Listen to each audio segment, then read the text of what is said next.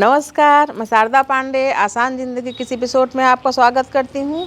आज मैं आपको बताऊँगी बसंत पंचमी पर्व के बारे में।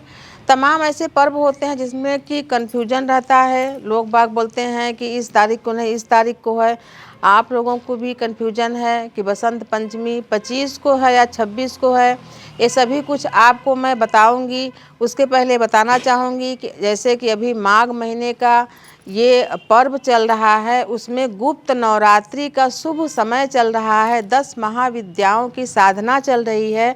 उसी साधना के बीच ये बसंत पंचमी पर्व भी पड़ा है। बसंत पंचमी पर्व का मतलब है अभी से बसंत शुरू होके ये चैत के नवरात्रि तक, बसंती नवरात्रि तक चलता रहेगा। बसंत यानी कि गर्मी की विदाई और जो गुलाबी ठंड है वो शुरू हो जाता है।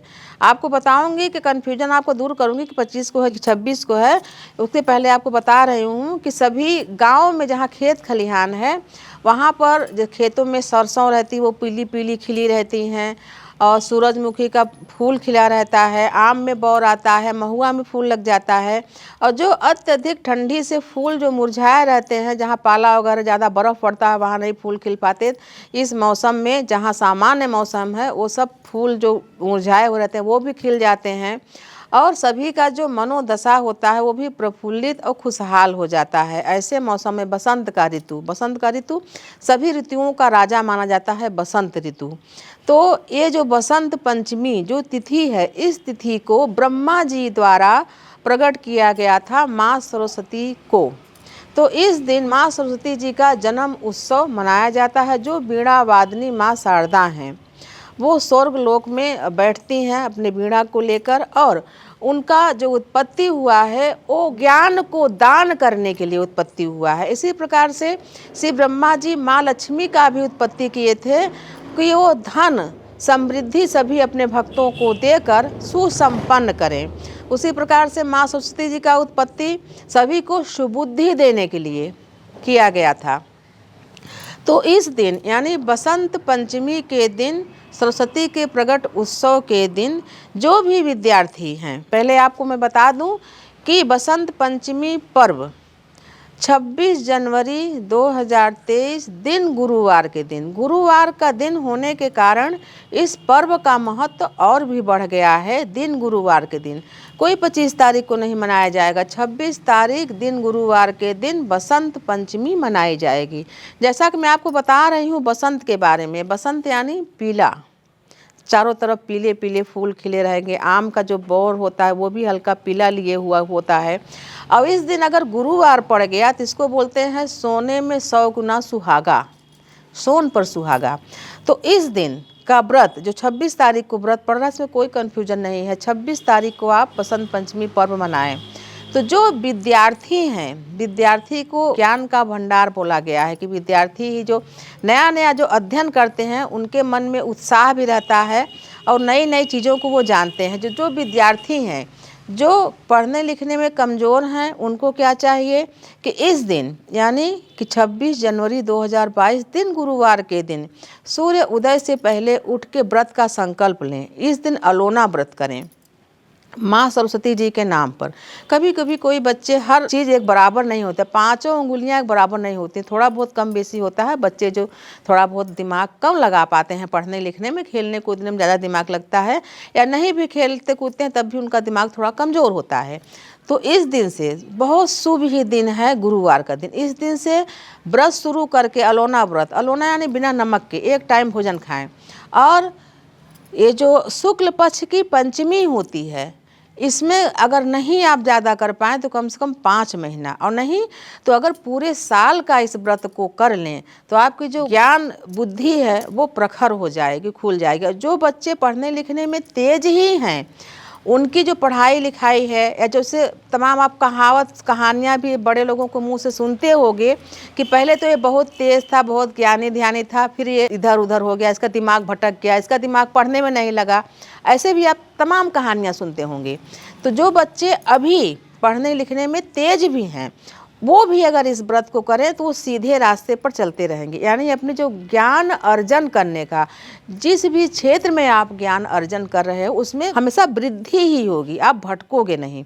तो उस व्रत को वो भी कर सकते हैं, जो जिनका बुद्धि प्रखर है वो भी इस व्रत को कर सकते हैं। और इस दिन पीले वस्त्र को धारण करके हल्दी और केसर का तिलक, केसर थोड़ा महंगा होता है, नहीं पा पाए तो सिर्फ हल्दी का तिलक भी लगा के आसन पर बैठ के माँ सरस्वती जी का चालीसा स्तोत्र पाठ करके आरती पूजन करें। शुक्ल पक्ष की सब पंचमी, 1 महीने में एक बार शुक्ल पक्ष की जो पंचमी होती है उसमें व्रत जरूर करें। और माँ सरस्वती जी को सुंदर सुंदर से पुष्पों, जो अभी बहुतायत मिल रहे हैं, गेंदा के पीले पीले फूलों की माला, कलश रखें, उस पर पीले कपड़े का, मैं बसंत पंचमी पूजन करके दिखाई हूँ, उसको सर्च करके देख लें, वैसा ही पूजा करें। माँ सरस्वती जी को पीले चीज़ों का भोग, जैसे बेसन का लड्डू वगैरह है, उनका भोग भी लगाएं माता सरस्वती जी को, और विधिवत पूजन भी करें। तो मैं आपको पूजन का मुहूर्त भी बता देती हूँ। ये पर्व सुबह 7:12 से शुरू होगा। यानी जब आप पूजन शुरू करना चाहते हैं, जैसे कि उस दिन बच्चों को क्या करना चाहिए कि पढ़ाई लिखाई नहीं करना चाहिए, बस माँ का पूजन करना चाहिए। और अक्षर आराम ब्रह्म जो कराते हैं शुभ होता है। थोड़ा बहुत छोटे बच्चों को जो पहली बार अक्षर आराम कर रहे हैं उनको करना चाहिए। बाकी बच्चों जो पढ़ाई लिखाई कर रहे हैं उनको पढ़ाई लिखाई एक दिन नहीं करना चाहिए, ऐसी मान्यता है। तो 7:12 से पूजा शुरू हो जाएगा, जो कि दोपहर 12:24 तक इस पूजन को आप कर सकते हैं। 7:12 से दोपहर 12:24 तक इस पूजन को कर सकते हैं। तो जो सुबह ना कर पाएँ तो इसको 12:34 के भीतर ही, यानी कि 9 बजे, 8 बजे, 7 बजे के बाद, ये सब जितने टाइम है इसमें कर सकते हैं। तो विधिवत माँ सरस्वती जी का कलश स्थापना करके फोटो रख के पूजन करें। और जो पुस्तकें हैं, जिन पुस्तकों को आप अध्ययन करते हैं, जिसमें लिखते हैं, या जो पुस्तक पढ़ते हैं, कलम और दवात, आजकल दवात वगैरह है नहीं, कलम है, तो इन सब चीज़ों को भी उसी चौकी पर रख के और इनकी भी पूजन, थोड़ा सा जल छिड़क दें, कुछ से थोड़ा हल्दी लगा दें और थोड़ा पुष्प वगैरह रख के, उनकी भी साक्षात विद्या देवी माँ सरस्वती देवी हैं, उनका भी पूजन करें। और ये प्रार्थना करें कि सिर्फ विद्या अर्जन के लिए ही नहीं, बल्कि आपकी जो बुद्धि है और जो मुंह से शब्द या वाणी जो निकलता है वो भी शुद्ध और साफ रहे।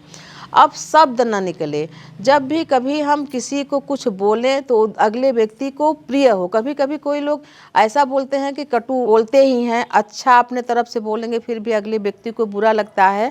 तो ये सब माँ सरस्वती जी से प्रभावित रहते हैं। उनका कुछ न कुछ ऐसा कुंडलियों में दोष हो जाता है कि वो किसी के लिए अच्छा भी बोलेंगे तो खराब हो जाता है। तो मैं आपको बता रही हूँ कि इन सब चीज़ों के लिए भी माँ सरस्वती जी से प्रार्थना करनी चाहिए कि हम जब भी बोलें शुद्ध बोलें, साफ बोलें, प्रिय बोलें, और ऐसी वाणी हम बोलें किसी के सामने कि लोगों को प्रिय लगे और अच्छा भी रहे, लेकिन सत्य भी बोलें, यानी किसी के खिलाफ झूठ नहीं बोलना चाहिए।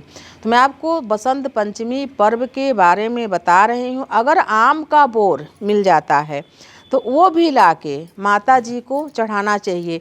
वैसे गेहूं की बाली वगैरह जैसे महाशिवरात्रि में चढ़ाया जाता है चीज़ें, और जो ये चना की फली होती है, बेर वगैरह, ये सभी भी चीज़ें माँ सरस्वती को अर्पण किया जाता है। आसान ज़िंदगी में हम पूजन करके डालें, उसको सर्च करके देखें, कलश ज़रूर रखें, पीले फूलों की माला जरूर चढ़ाएं, पंच पल्लव को कलश में सजाएं और विधिवत आप पूजन को करें।